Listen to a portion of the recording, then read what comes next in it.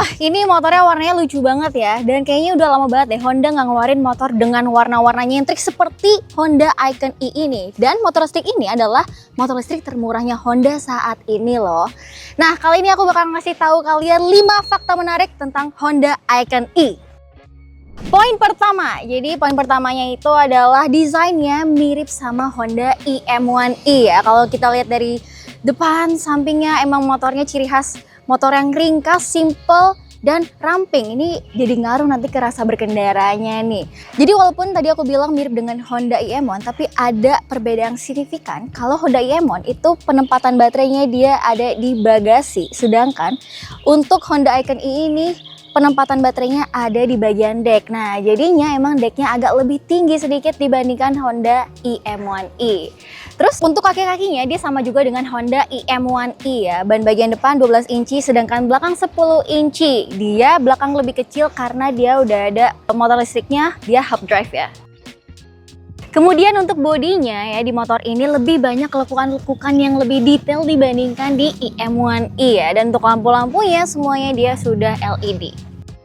Poin yang kedua, kepraktisan dalam pengecasannya. Jadi bisa dipakai dua opsi nih. Yang pertama, kalian bisa langsung ngecas di motornya. Tapi kalau kalian gak punya stop kontak yang panjang gitu ya kabelnya, nah kalian bisa ngecas di bawah aja nih dengan cara ya tinggal klik aja di bagian baterainya tuh. Nah, tinggal dibopong.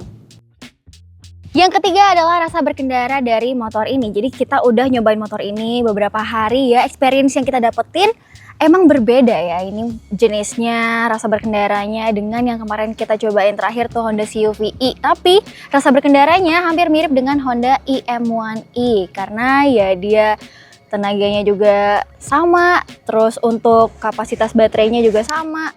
Dan lebihnya lagi, ini motor emang pas banget buat daerah perkotaan ya. Jadi mungkin buat mobilitas kota. Terus kalau kalian yang orang yang kerja di Jakarta cuman rumahnya di Bogor, kayaknya masih bisa pakai motor ini.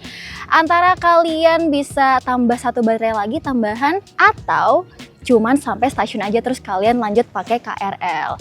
Dan ada yang unik lagi nih soal pengereman di motor ini. Jadi rem belakangnya itu lebih pakem dibandingkan rem depannya. Padahal rem belakangnya ini dia pakai tromol, sedangkan yang depan itu dia pakai cakram guys.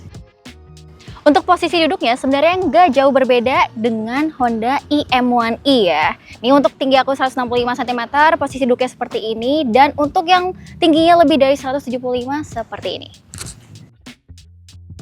Jadi sebenarnya kita nggak tahu juga, belum tahu pastinya apakah deknya ini lebih tinggi atau enggak. Karena untuk Icon E baterainya ada di dek, sedangkan Honda IM1 baterainya ada di bagasi gitu.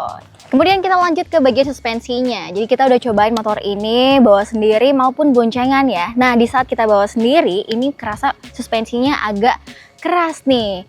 Tapi gara-gara kerasnya itu emang motornya jadi lebih lincah juga, apalagi dengan bobotnya dia yang ringan kan, pas banget buat di daerah perkotaan. Nah, saat boncengan itu malah suspensinya jadi lebih empuk gitu.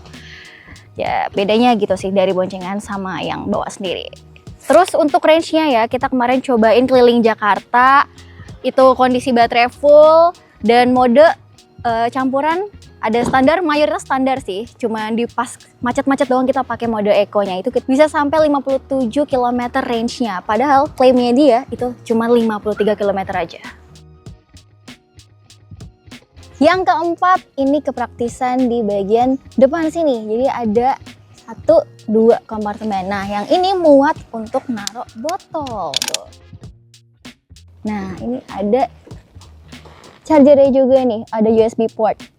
Kemudian di sebelah kanan ada ruang penyimpanan lagi yang terbuka, tapi ya nih untuk pengandaian aja, bisa buat handphone nih. Nah, kemudian adalah yang paling praktis sejauh ini ya, adalah bagasinya yang luas. Nih jarang-jarang kan di motor listrik Honda bagasinya masih dapat yang luas kayak gini. Ini dapat menampung 26 liter ya, masih muat helm nih, half face. Dan bahkan kalian masih cukup juga buat naruh jas hujan nih atau jaket. Dan kalian juga bisa naruh baterai tambahannya di sini kalau kalian punya 2 baterai.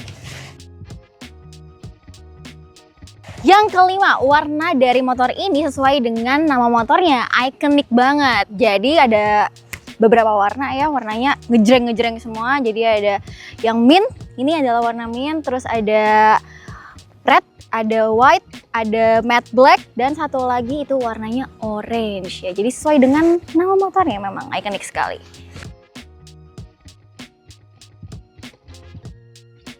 So ya, ini adalah motor listrik termurahnya Honda saat ini di harga 28 juta rupiah.